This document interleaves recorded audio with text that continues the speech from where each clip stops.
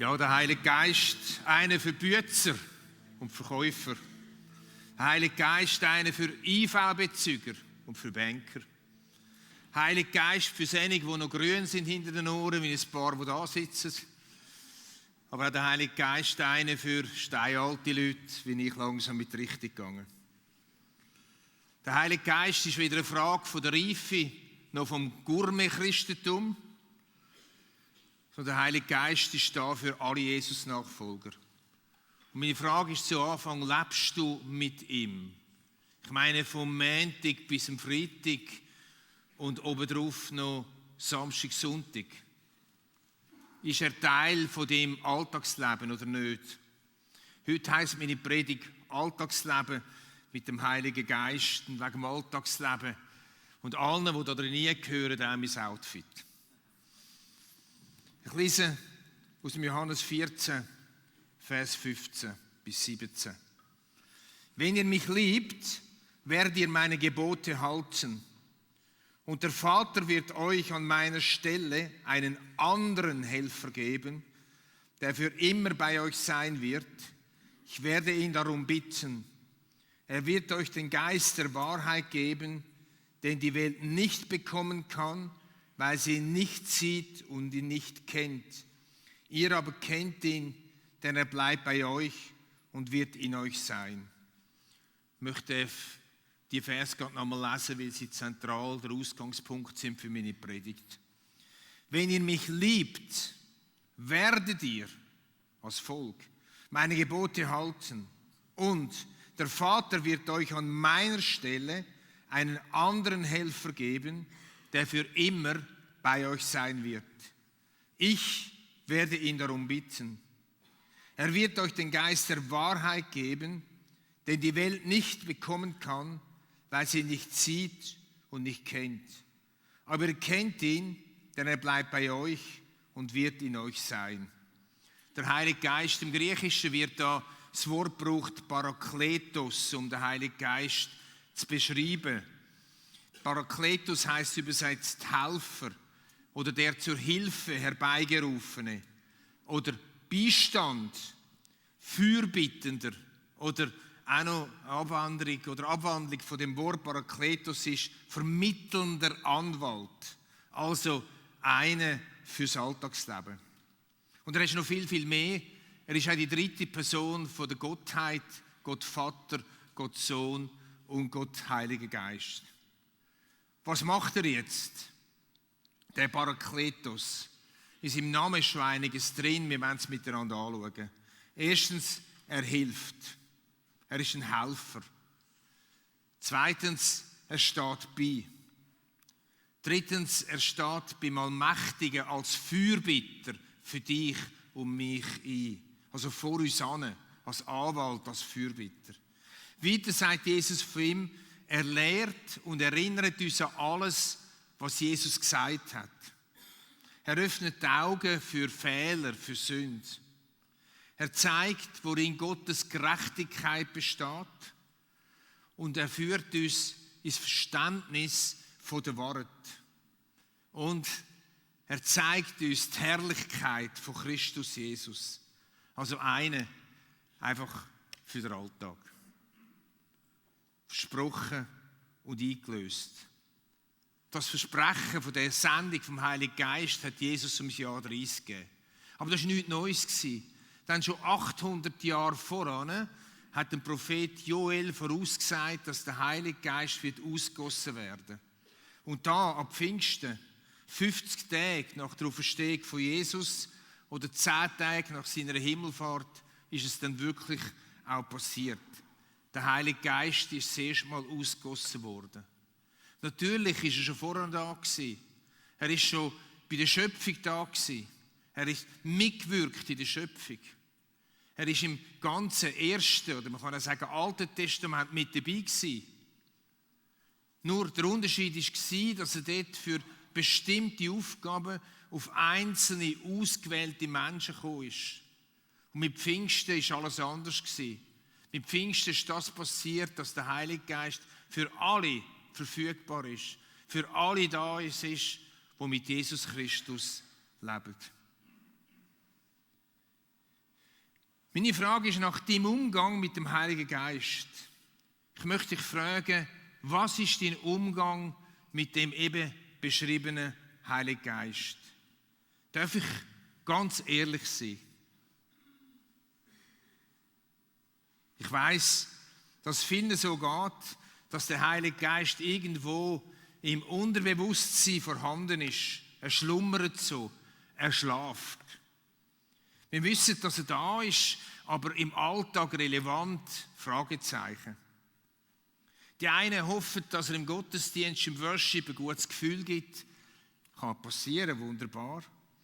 Andere rufen dann in der absoluten Notlage mal um Hilfe an. Das dürfen wir auch machen, kein Problem. Andere vergessen den ganz.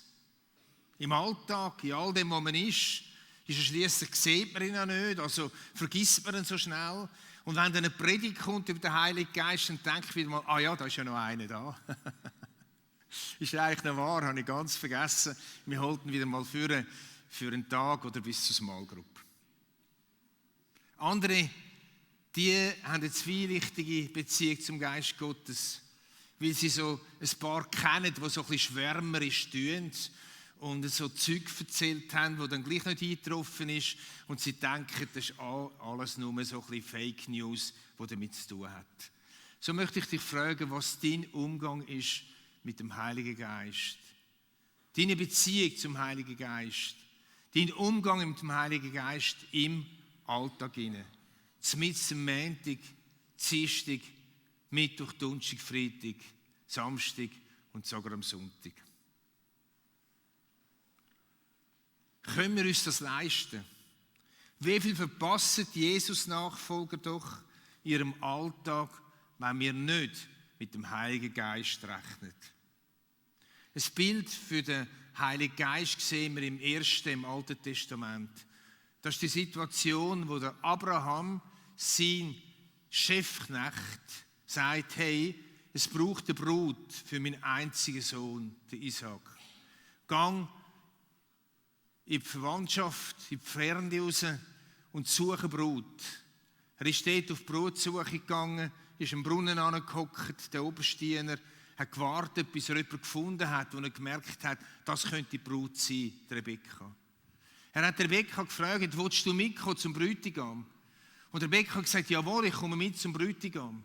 Und dann sind sie miteinander ein paar Wochen von der Fremde zu dem Bräutigam gezogen und haben einander angeschwiegen. Tag und Nacht haben sie nichts gesagt zueinander. Nein, natürlich nicht. Rebekka hat gesagt, du, wie ist denn der Sohn? Wie ist jetzt der? Ist der reich? Ist der alt? Ist er jung? Was hat er für einen Charakter? Und kann ich mich freuen darauf? Und so weiter. Und der Oberstdiener hat die Antwort gegeben. Sie haben miteinander geredet, sie haben eine Konversation gehabt. Und der Oberstdiener hat Rebekka getröstet, dass sie Abschied nehmen für ihre Verwandtschaft, hat sie begleitet, hat sie bewahrt vor diesen Überfällen, von den Räubern und so weiter. Genau das ist das Bild, wo mir immer wieder hilft für den Heiligen Geist. Der Heilige Geist ist auf dieser Erde, um Menschen zu suchen, die dem Jesus nachlaufen wollen. Und er geht um und er ist umgegangen in meinem Leben und hat mich gefragt, willst du mitkommen zu dem Bräutigam? Willst du mitkommen zu dem Jesus? Und an dem Tag, wo ich gesagt habe, ja, ich will, ich habe noch ein anderes Ja, ich will in meinem Leben. Aber an dem Tag, wo ich gesagt habe, ja, ich will, ist er mein Begleiter geworden. Und ich weiss, er begleitet mich bis mal zu einem grossen Hochzeitsfest, bis ich selber das Ziel erreicht habe und bei Christus bin. Und unterwegs kann ich mit ihm reden, unterwegs kann ich ihn fragen, unterwegs ist er mein Begleiter, unterwegs ist er mein Helfer, unterwegs ist er mein Bewahrer, mein Tröster, unterwegs ist er mit mir. Kann ich das leisten? Kannst du dir das leisten, auf ihn zu verzichten im Alltag? Er drängt sich nicht auf. Du kannst es schon machen.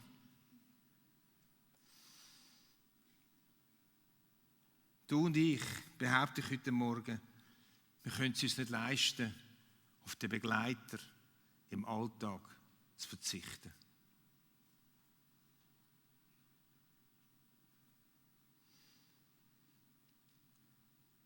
Alltagsleben mit dem Heiligen Geist.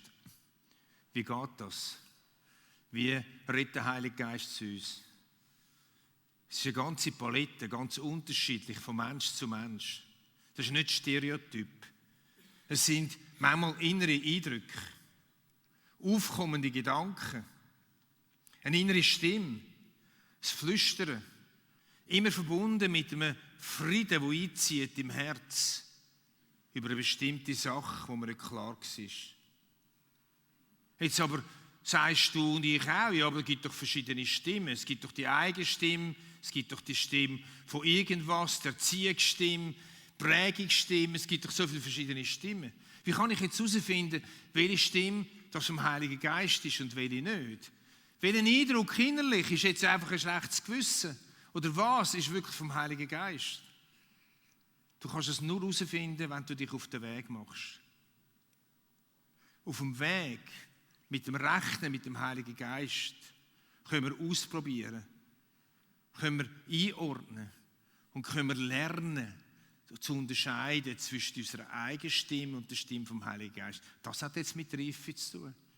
Aber wenn du nicht ganz früh anfängst in deinem Glaubensleben, wenn du nicht heute noch mal anfängst, wirst du nie trainiert werden. Du wirst immer ein Stümper bleiben. Du wirst nicht können sagen, jetzt kann ich anfangen, ein bisschen zu unterscheiden, machst immer noch Fehler, mach nichts, ganz relaxed. Aber auf dem Weg, im Ausprobieren, mit der Stimme vom Heiligen Geist, mit dem inneren Eindruck, mit dem, was du denkst, du vernimmst es, kannst du unterwegs sein und so Schritt für Schritt wachsen in der Unterscheidung. Konkret, am Morgen bete ich für die Leitung durch den Heiligen Geist und rufe ihn um Beistand und Trost an. Und dann, wenn ich durch den Tag laufe, ab und zu achte ich darauf. Oder zu Abend, bevor ich schlafe, wo denke ich jetzt, dass ich die Führung vom Heiligen Geist erlebt habe. Heute das Wort, das man sehr viel braucht, ist Bauchgefühl.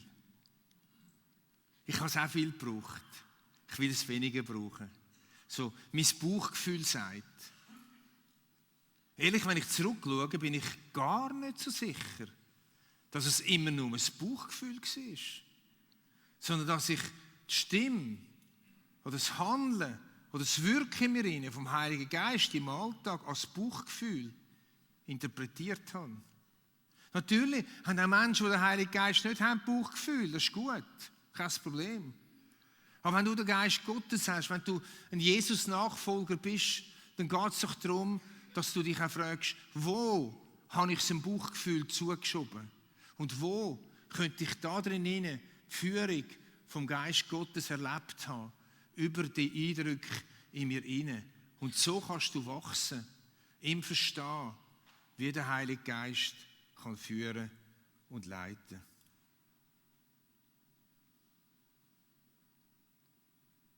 Das sind so Gedanken wie, geh eine andere Strecke. Mach einen Umweg heute. Geh die andere Straße. Und plötzlich merkst du, dort ist jemand, der dich braucht. Oder pass auf. Oder geh mutig voran. Oder es ist Zeit, Weiche für etwas Neues zu stellen. Oder lüte mal den Sabi oder den Markus an.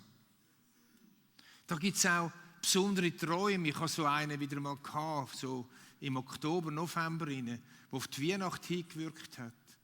Man kann das alles abtun als, ja, man träumt ja immer. Natürlich träume ich viel mehr und weiss, wenn es nichts so Besonderes ist.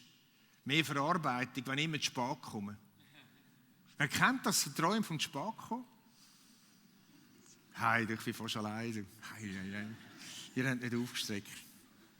Und doch gibt es so besondere Träume, wo du morgen verwachst und denkst, das ist doch etwas gewesen. Dann schreib es auf.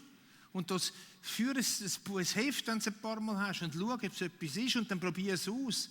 Der Traum, den ich hatte im Oktober, als ich vom Kreuzfahrtschiff am Weihnachtstag predigen würde, von einem säkularen Kreuzfahrtschiff, der Traum, der war so abstrus gewesen, dass ich dachte, das ist gar nichts. Aber ich habe es ausprobiert und ich habe am 25. auf dem amerikanischen Schiff am 25. Dezember predigt. Du musst ernst nehmen, so Sachen. Das ist jetzt ein Paradebeispiel, ich weiss. Oder der Geist Gottes kann aus Bibellesen reden. Ich kenne jetzt die Bibel auch schon relativ gut. Und da gibt es Sachen, die kann man abhaken, die hat man begriffen und verstanden. Aber da hat es in letzter Zeit ein Wort gegeben. Wenn dein Bruder etwas hat gegen dich, dann lass das Opfer sein und gang und versöhn dich mit ihm. Und jedes Mal, wenn ich das gelesen habe, jetzt über die letzten Jahre hinweg, wohlverstanden, hat sie mir irgendetwas gemacht. Irgendetwas ausgelöst. So ein Drängen, so ein, hey, könnte das mich angehen? Und jedes Mal habe ich gesagt, nein, dieser Sache geht mich das gar nicht an. Bis ich es jetzt zurückgemacht habe. Und ich habe gemerkt, ich habe viel zu lange gewartet. Das Drängen vom Geist Gottes. Aber dazu musst du wieder die Bibel lesen, oder?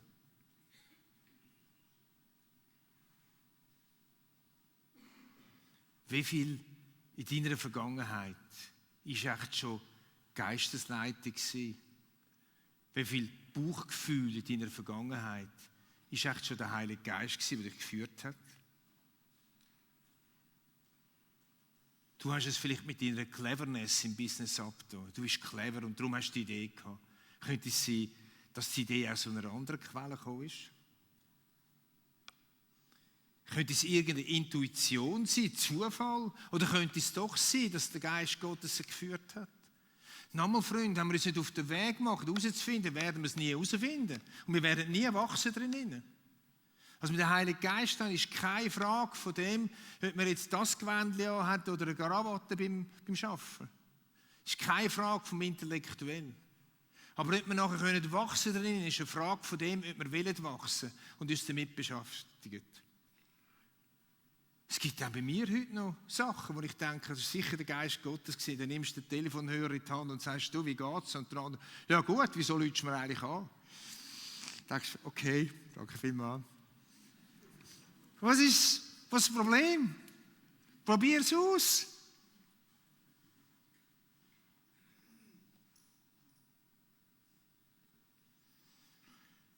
Könnte es sein, dass wir durch das, dass wir nicht mit dem Heiligen Geist rechnen, ihn sogar betrüben? Jetzt möchte ich etwas sagen zu denen, die mit dem Heiligen Geist im Alltag rechnen. Also ihn den Freund nennen und sagen, ich bin so nah unterwegs mit dem Heiligen Geist, dann sage ich, wunderbar. Gratuliere, schön. Darf ich dir aber etwas ans Herz legen? Tu dich nicht damit brüsten. Und gang nicht damit hausieren. Und vor allem, tu nicht, der Geist Gottes hat gesagt, einsetzen, um Autorität in einer Sache überzukommen und andere unter Druck zu setzen. Wenn du jemandem sagst, der Geist Gottes hat mir gezeigt und gesagt, dann ist der andere Gott Schachmatt. Was will er dann noch sagen, wenn es der Geist Gottes sagt? Mach es anders. Tu das, was der Geist Gottes dir sagt, umsetzen. Machst du schon jetzt. Und dann siehst du die Früchte daraus raus. Und freu dich zuerst mal ganz persönlich an diesen Früchten, wo du siehst, wie es funktioniert. Und dann, in aller Bescheidenheit, erzähl, ganz einfach, ohne hoch 10, vielleicht sogar minus 10. Erzähl, was passiert ist und werde so zum Appetitanreger für andere.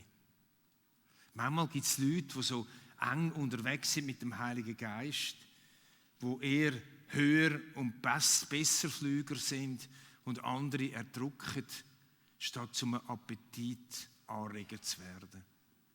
Freund, wenn du schon länger unterwegs bist, möchte ich, dass du zum Appetitanreger wirst. Die heutige Predigt hat eigentlich ein Ziel, den Appetit anzuregen. Hat ein Ziel, die Sehnsucht vorzuholen in uns Menschen. Ja, ich will auch.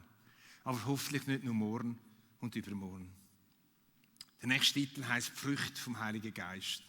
Ein besonderer Bereich, den ich nicht gestreift habe bis jetzt vom Wirken vom Heiligen Geist, sind seine Früchte, die er wachsen lassen in uns. In Galater 5,22 steht von diesen Früchten, die in unserem Leben wachsen. Durch den Heiligen Geist. Liebe, Freude, Frieden, Geduld, Freundlichkeit, Güte, Treue, Rücksichtnahme und Selbstbeherrschung. Ein paar von diesen Sachen hat, glaube ich, jeder von uns noch ganz ein bisschen Potenzial. Es gibt eine schlechte und eine gute Nachricht. Die schlechte Nachricht, die Früchte kannst du nicht kaufen und es geht manchmal mega lang im Unscheinbaren, bis es sich entwickelt. Und dem sagt man Charakterveränderung. Die gute Nachricht ist, dass der Heilige Geist diese Früchte in dir wachsen lassen. Und die mittelgute Nachricht ist, dass er dich in Situationen einführt, wo du nicht so les findest. Zu einem ekelhaften Typ als Chef. Und vielleicht könntest du gerade dort Liebe und Geduld lernen. Wer weiß? Nicht alles, was uns begegnet, ist Führung durch den Heiligen Geist. Aber wer weiß? Vielleicht könnte man gewisse Sackgassen, gewisse schwierige Lebenssituationen mal von einer anderen Seite anzuschauen. Wenn wir nämlich sagen, Geist Gottes, ich will mehr Liebe, ich will mehr Geduld, ich will mehr Einigkeit, ich will mehr Seb und dieses. Und dann führt er uns in eine Sache hinein und dann denken wir, und tschüss, nichts wie weg. Die Früchte wachsen in der Hitze und in den Schwierigkeiten vom Leben hinein. Dort, wo es ums Eingemachte geht. Dort, wo der Heilige Geist könnte sagen, hey, steh mir bei, ich brauche jetzt einfach mehr Liebe. Für diesen Typ, für die Typin habe ich keine Liebe. Okay? Lass mich noch etwas anfügen. Manchmal gibt es in Kirchen, ich komme ja viel immer noch in der Schweiz, und in Small Groups Streit wegen biblischen Lehrstreitigkeiten. Oder Streit wegen biblischen Lehrmeinungen. Bis heute habe ich über 40 Jahre erlebt, dass ich keine, ich sage das bewusst, Lehrmeinung, Streitigkeit und spaltige Gemeinden kenne, die vom Heiligen Geist ausgelöst worden sind. Wieso weiß ich das so genau? Wieso weiß ich das? Ganz einfach. Wegen der Früchte. Wenn Menschen so behaupten, so alles genau wissen und dann müssen darum kämpfen um ihre Lehrmeinung, dann ist manchmal schon so, wie sie es sagen, hat schon nichts mit guten Früchten zu tun. Und die Folge von dem, was sie sagen und was sie streuen, hat mit Spaltung zu tun. Und dann weiss ich, es ist weit weg von diesen Früchten, die der Heilige Geist will pflanzen. Bitte vergiss das gar nie. Denn die Früchte vom Geist sind Liebe, muss entstehen. Freude entstehen und Frieden entstehen. Pfingsten 2023 kommt zum Schluss. Vielleicht bist du ein bisschen enttäuscht. Ich denke, ich gehe heute an die GVC Parkarena, dann windet es wieder mal so richtig ins Pfingsten. Dann rebelt es. Und jetzt rebelt es gar nicht, also meine bei mir wenigstens nicht. Aber ich sage dir eins, ich habe genug Versammlungen besucht, wo es gerebelt hat. Und das ist auch schön. Wenn der Wind wieder mal so richtig... Wir haben noch so einen Spruch gemacht. In der Vorbereitung hatte ich so ein Heugebläse gehabt. Ich hätte das anstellen können.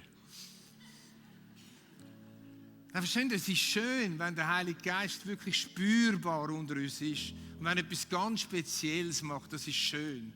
Aber über diesen ganz speziellen Moment vergisst man manchmal, dass der Heilige Geist nicht primär da ist für ganz spezielle Momente. Auch wenn es die gibt. Sondern fürs Übergewändli. Für den Alltag. Und darum, wenn du heute rauslaufst, möchte ich wissen, dass du an mein Übergewändli denkst. Und weisst, der Heilige Geist ist da für den Alltag. Mit ihm kannst du gut leben. Und es ist wahnsinnig schade, wenn du es verpasst und es nicht machst. Vielleicht kommst du dir zu gering vor. Du kannst nicht zu gering sein. Du kannst nicht zu einfältig sein. Das geht gar nicht. Aber du kannst so machen, dass du dich nicht auf den Weg machst und einfach sitzen bleibst.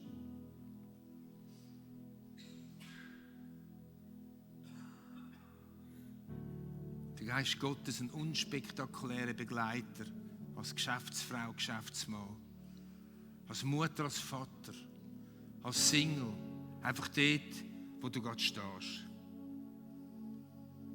Und jetzt noch eine Abschlussfrage.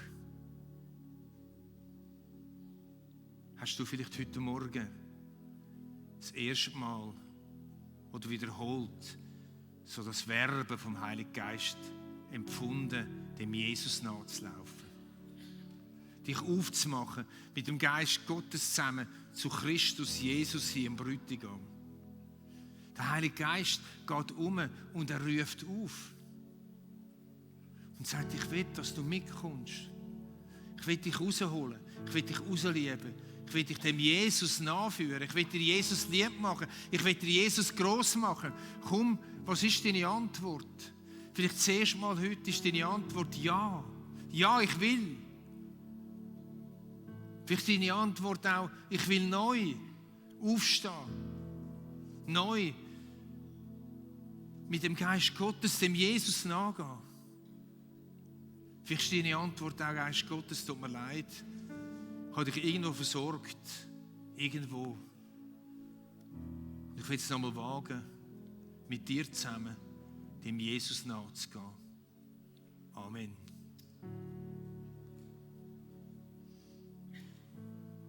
Darf ich euch bitte aufstehen fürs Gebet?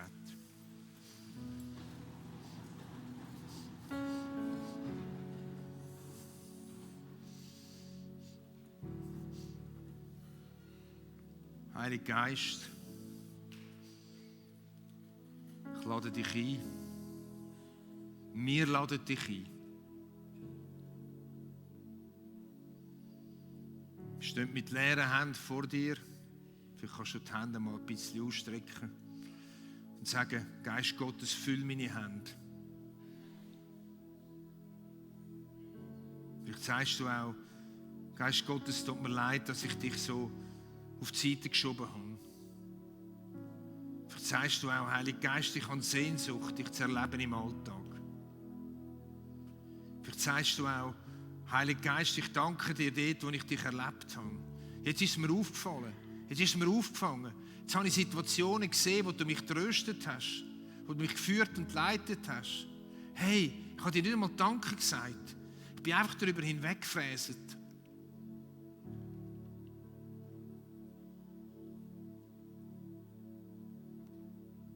Du siehst, wie seine Alltag aussehen. Voll mit Sichtbarem. Und es ist für uns Europäer und Westler so schwierig, das Unsichtbare zu sehen und das Unsichtbare wahrzunehmen.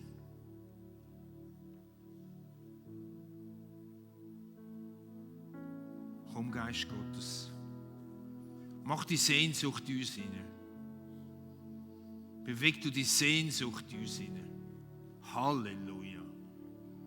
Amen. Jetzt haben wir heute Morgen gebeten. Ich habe gerade gesehen, dass Kids reingekommen sind. Gell? Heute zusammen. Herzlich willkommen. Yes. Und sie beten auch für euch. Und das sollen wir euch nicht entgehen lassen, oder? Also wenn ihr eine Krankheit habt oder wenn ihr irgendetwas habt, wo ihr für etwas beten wollt, vielleicht auch mit einer neuen Fülle vom Heiligen Geist, dann geht doch. Die Kinder beten mit Erwachsenen zusammen. Und ich kann euch sagen, das Gebet von Kindern ist manchmal, das stuhlt die ab, manchmal. Manchmal ist es so einfach. Du denkst, aha, das geht auch einfach. Schön sind ihr da. Also da kann man ins Gebet gehen und man kann zum Kreuz gehen. Und auf dieser Seite kann man zum Abendmahl gehen. Es hat ein bisschen mehr Platz, dass man auch dort einmal jemanden anschauen kann und jemandem das Brot oder eine Kelch anheben kann. Oder jemandem einfach Heu sagen. Es steht nämlich nie in der Bibel, dass man schweigen beim Abendmahl nehmen. Ich kann also ruhig mal sagen, hey, schön bist du auch da. Schön nimmst du auch das Abendmahl. Schön sind wir am gleichen Ort, nämlich wir alle brauchen die Vergebung. Halleluja.